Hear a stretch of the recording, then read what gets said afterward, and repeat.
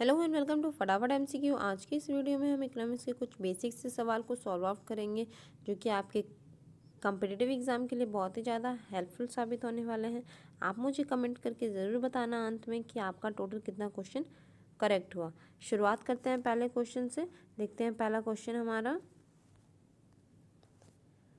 What do you mean by the supply of good. Simply आपसे supply of goods का definition पूछा गया है, तो आप हमें कमेंट करके बताइए कि क्या होता है supply of goods. Stock available for sale, total stock in the warehouse, the actual production of the good, quantity of a good offer for a sale at a particular price per unit of a time.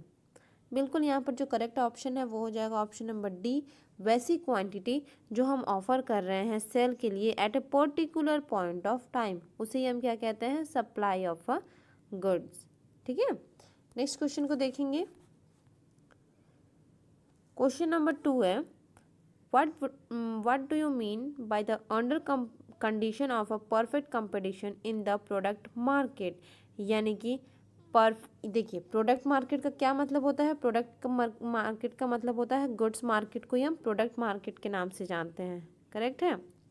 To type of market होते हैं, एक होता है goods market that is मतलब कि product market, और दूसरा होता है फैक्टर मार्केट। तो आपको बोला गया है कि प्रोडक्ट मार्केट में कौन सा ऐसा कंडीशन है जो कि परफेक्ट कंपटीशन के लिए परफेक्ट है ना, यानी कि उसके अंडर में, परफेक्ट कंपटीशन के अंडर में वो कंडीशन आता है। तो कौन सा हो जाएगा यहाँ पर, MRP equal to VMP, MRP is greater than VMP, VMP is greater than MRP, या फिर नन ऑफ द एबव। देखिए यहाँ पर ऑप्शन दिया, करेक्ट ऑप्शन क्या हो जाएगा, option number A, MRP is equal to VMP, यानी कि value of marginal product is equal to marginal revenue product. Correct है।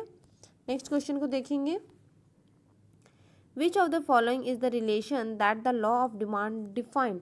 लॉ ऑफ डिमांड क्या होता है, सिंपली आपसे लॉ ऑफ डिमांड का डिफिनेशन पूछा गया है। तो क्या होता है, हमें पता है लॉ ऑफ डिमांड क्या होता है, प्राइस एंड क्वांटिटी का रिलेशन, है ना।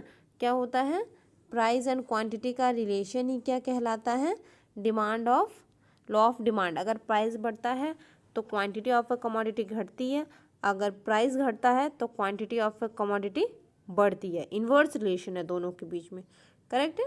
चलिए नेक्स्ट क्वेश्चन को देखेंगे, what do you mean by a mixed economy. बहुत ही बेसिक और बहुत ही सिंपल सा सवाल है, क्या होता है mix economy, modern and traditional industry, public and private sector, foreign and domestic investment, commercial and subsistence farming.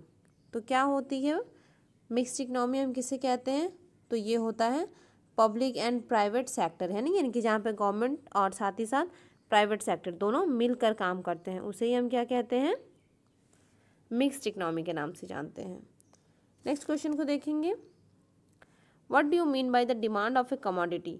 Demand क्या होता है एक कमोडिटी का, ये उससे भी ज़्यादा बेसिक सवाल है, बहुत ही बेसिक से सवाल है जो कि आपको हर हालत में आने ही चाहिए अगर आप इकोनॉमिक्स के स्टूडेंट हैं तो।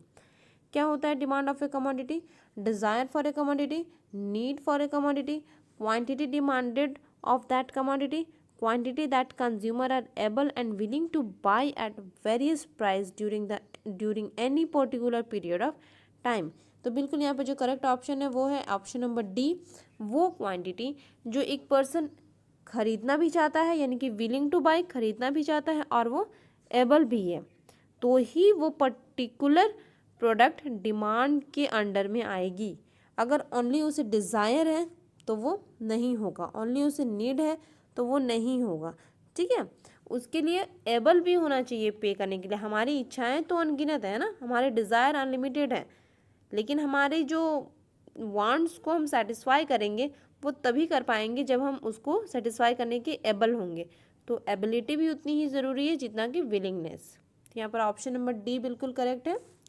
नेक्स्ट क्वेश्चन को देखेंगे, starting from the time of independence why did India follow a planned economy. यानी कि इंडिपेंडेंस के टाइम से ही इंडिया क्यों प्लान्ड इकोनॉमी को फॉलो कर रहा है। और ये प्लान्ड इकोनॉमी का कंसेप्ट इंडिया के पास कहाँ से आया, तो ये आया रसिया से। कहाँ से आया, रसिया से। क्या है होगा ऑप्शन यहाँ पर, देखिए, India follow a 5 year plan and require an outlook Directive principle of Indian Constitution indicates the planned vision of India. There was no indication whatever from the 5-year plan regarding how much of each and every goods and services is to be produced. देखिए सबसे पहले क्या है कि option को हम देखते हैं। जो ऑप्शन नंबर 1 है वो क्या बोल रहा है कि India follow a 5-year plan and require an outlook. तो बिल्कुल नहीं, ये तो नहीं होगा। नेक्स्ट ऑप्शन है directive principle of Indian constitution indicate the plan vision of economy. बिल्कुल, जो हमारा डायरेक्टिव प्रिंसिपल है इन कॉन्स्टिट्यूशन में हमारा, वो हमें बताता है कि हमें प्लान विजन में अपना काम को करना है। ठीक है, अगर वो प्लान में होगा तो वो अच्छा आउटपुट देगा, अच्छा रिजल्ट देगा। जो थर्ड ऑप्शन है there was no indication whatever from the 5-year plan regarding how much of each and every goods and services to be produced। 5-year planning के अलावा और कोई भी ऑप्शन नहीं था हमारे पास जिससे हम ये पता कर पाए कि कितना प्रोड्यूस हो रहा है ना, each and every goods and services to be produce, कितना प्रोड्यूस हो रहा है और कितना करना है और हमारा टारगेट क्या होना चाहिए। तो यहाँ पर ऑप्शन नंबर 2 और ऑप्शन नंबर 3 बिल्कुल करेक्ट है। तो देखिए आपसे बोला गया है choose the correct statement from the following option, तो क्या हो जाएगा। देखिए ऑप्शन नंबर यहाँ पर बी बिल्कुल करेक्ट है ना, 2 और 3 दोनों ही स्टेटमेंट हमारे सही थे, तो यहाँ पर ऑप्शन नंबर बी बिल्कुल करेक्ट है। नेक्स्ट क्वेश्चन को देखेंगे। What do you mean by the gross national product, यानी कि ग्रॉस नेशनल प्रोडक्ट क्या होता है। टोटल हमारे पास नेशनल इनकम के 8 एग्रीगेट्स होते हैं, हमें पता है। यहाँ पर आपसे पूछा गया है कि GNP क्या होता है। सिंपली आपसे क्या पूछा गया है, GNP क्या होता है। तो क्या होता है GNP, ऑप्शन देखते हैं। The total value of goods and services produce in the country, ये तो GDP का डेफिनेशन है ना। नेक्स्ट है the total value of all the transaction in the country, नहीं। The depreciation in the total value of goods and services produce in the country, no.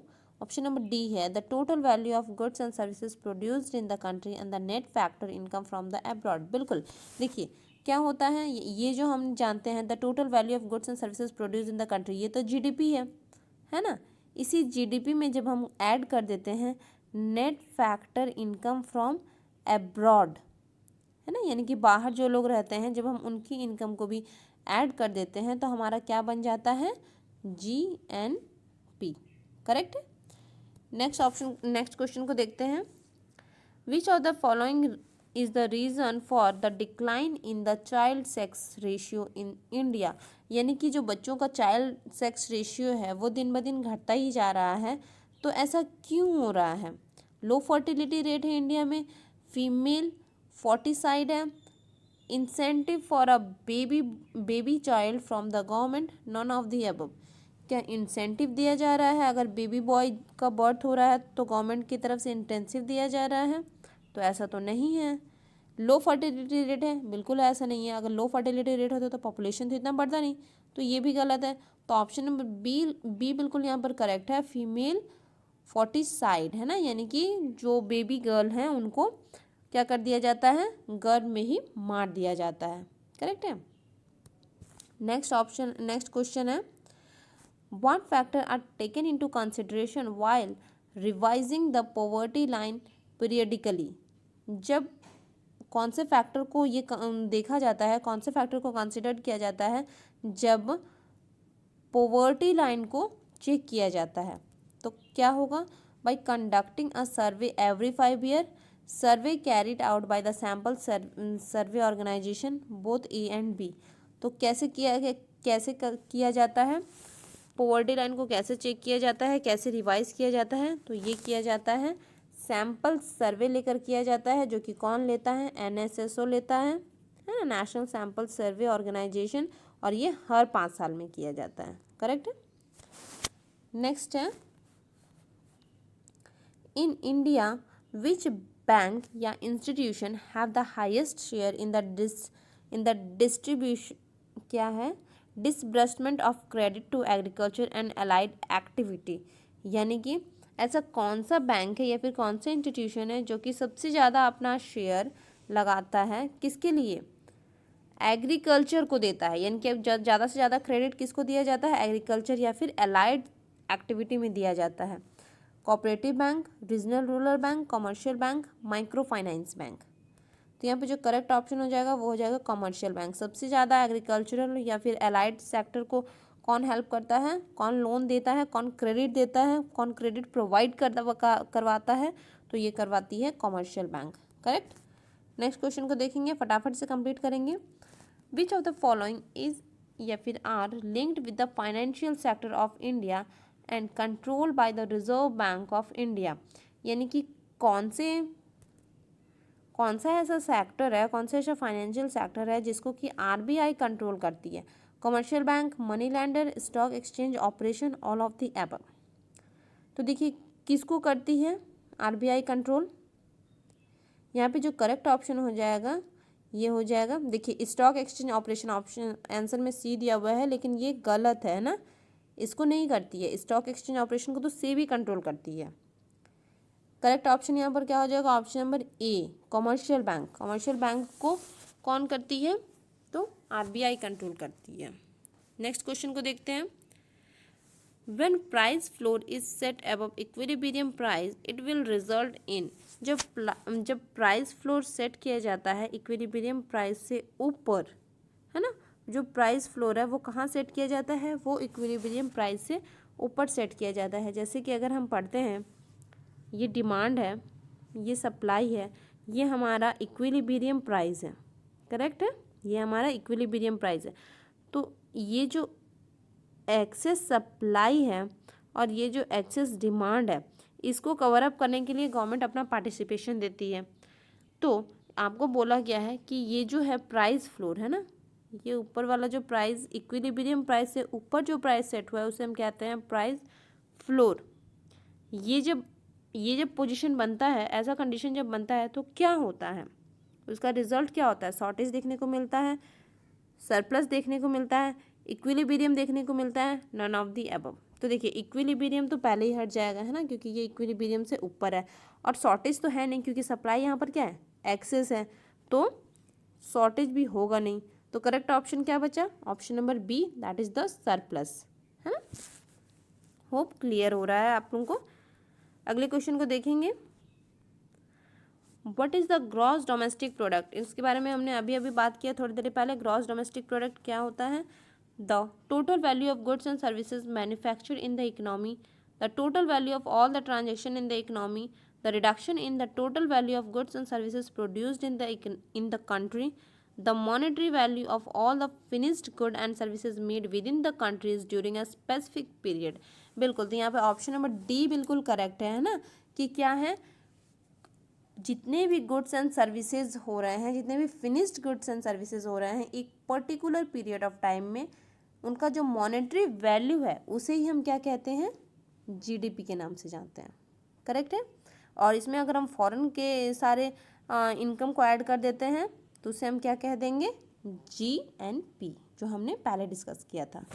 Next question को देखेंगे। Why is the unemployment rate low in India statistically.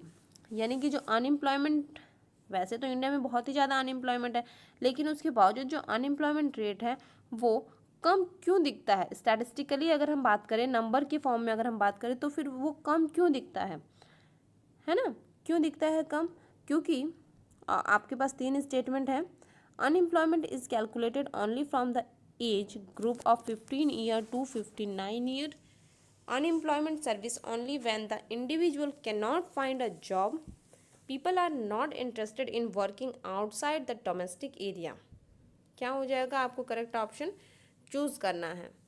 तो देखिए यहाँ पर जो option number 1 को अगर हम एनालाइज करते हैं तो जो अनएम्प्लॉयमेंट है वो कैलकुलेट किया जाता है 15 टू 59 ईयर में। तो ये तो सही है, लेकिन आपसे पूछा गया है कि क्यों है लो रेट, क्यों है। नेक्स्ट है unemployment services only when an individual can not find a job. Next है people are not interested in working outside the domestic area. तो यहाँ पर जो करेक्ट ऑप्शन है वो हो जाएगा option number 2, that is the unemployment services only when an individual can not find a job. Next question को देखेंगे। What does the board out shape of the production possibility curve illustrate? यानी कि जो boat out shape है वो क्या बताता है प्रोडक्शन पॉसिबिलिटी कर्व में, तो वो बताता है law of increasing opportunity cost, है ना, जो कि कैसा बनता है, कुछ इस तरीके का, है ना, ये है बॉट आउट शेप, इसे हम law of increasing opportunity cost ये शो करता है। करेक्ट है। नेक्स्ट क्वेश्चन को देखेंगे, what is the main economic problem faced by the society. Society सबसे मेन प्रॉब्लम क्या फेस करती है, अनएम्प्लॉयमेंट, इनइक्वालिटी, पॉवर्टी, स्कैर्सिटी। तो क्या करती है, जो मेन प्रॉब्लम फेस करती है सोसाइटी या फिर इकोनॉमी, वो करती है स्कैर्सिटी। अगर स्कैर्सिटी नहीं होगा तो ना तो अनएम्प्लॉयमेंट होगा, ना तो इनइक्वालिटी होगा, ना ही पॉवर्टी होगा। ठीक है, तो सबसे जो मेन प्रॉब्लम है, मेन मुद्दा है, वो क्या है, स्कैर्सिटी। नेक्स्ट को देखते हैं, what does capitalism refer to. Capitalism क्या होता है, तो ऑप्शन है the use of market, government ownership of capital, private ownership of capital good, private ownership of home and car. क्या हो जाएगा करेक्ट ऑप्शन, तो ऑप्शन नंबर सी यहाँ पर बिल्कुल करेक्ट है, private ownership of capital good. यानी कि अगर जो प्राइवेट सेक्टर है अगर वही पूरे के पूरे मार्केट के पूरी इकोनॉमी को अगर रन करवाती है तो उसे हम कहते हैं कैपिटलिज्म इकोनॉमी, जैसे कि है यूएसए की इकोनॉमी। करेक्ट। नेक्स्ट क्वेश्चन को देखेंगे, the goal of a pure market economy is to meet the desire of. क्या है प्योर मार्केट इकोनॉमी का गोल, क्या है, कंज्यूमर, कंपनीज, वर्कर, गवर्नमेंट। तो जो प्योर मार्केट इकोनॉमी है वो जो जितने भी डिज़ायर हैं उनको मीट करवाती है। तो किन के डिज़ायर को मीट करवाती है, कंज्यूमर की, कंपनीज को, वर्कर के, गवर्नमेंट के। तो करेक्ट ऑप्शन हो जाएगा यहाँ पर कंज्यूमर के। ठीक है, कंज्यूमर की जितने भी डिज़ायर हैं उनको मीट करवाने का काम कौन करती है, तो प्योर मार्केट इकोनॉमी। नेक्स्ट देखते हैं, what does the law of demand means. Law of demand क्या होता है, ये क्वेश्चन हमने इसके पहले भी कर लिया है तो इस पर ज़्यादा टाइम वेस्ट नहीं करेंगे। ये हो जाएगा प्राइस और डिमांड का इन्वर्स रिलेशन, है ना। तो क्या हो जाएगा यहाँ पे ऑप्शन नंबर सी देखिए, when price rise quantity demanded fall. जब एक बढ़ता है तो दूसरा क्या होता है, घटता है। नेक्स्ट में अगर दूसरे ऑप्शन में अगर हम देखना चाहेंगे तो दोनों में राइज हो रहा है, इसमें भी दोनों में राइज हो रहा है, और इसमें बात की जा रही है सप्लाई और डिमांड की, जो कि ऐसा नहीं होता है। नेक्स्ट क्वेश्चन को देखेंगे, which of the following is an example of agricultural price support programme. इसमें से कौन सा एग्रीकल्चरल जो सेक्टर है उसमें सपोर्ट की तरह काम करता है, यानी कि किसका सपोर्ट, गवर्नमेंट सपोर्ट करती है, किसमें, प्राइस में। ठीक है, ताकि उनको लॉस ना हो। तो ये कौन सा प्राइस ऐसा करता है, price selling, price floor, equilibrium price. तो इसके बारे में भी हमने पहले डिस्कस किया था तो इस पर भी ज़्यादा टाइम वेस्ट नहीं करेंगे। ये हो जाएगा प्राइस फ्लोर। जो ऊपर का प्राइस होता है उसे हम कहते हैं प्राइस फ्लोर। ये अगर इक्विलिब्रियम का प्राइस है, अगर इसके ऊपर प्राइस सेट किया गया है तो ये हो गया प्राइस फ्लोर, अगर नीचे का प्राइस है तो ये होता है प्राइस सीलिंग। करेक्ट है, तो यहाँ पर ऑप्शन नंबर बी बिल्कुल करेक्ट है। होप आज का वीडियो आप लोगों के लिए यूजफुल रहा होगा। Thank you for watching. Thank you.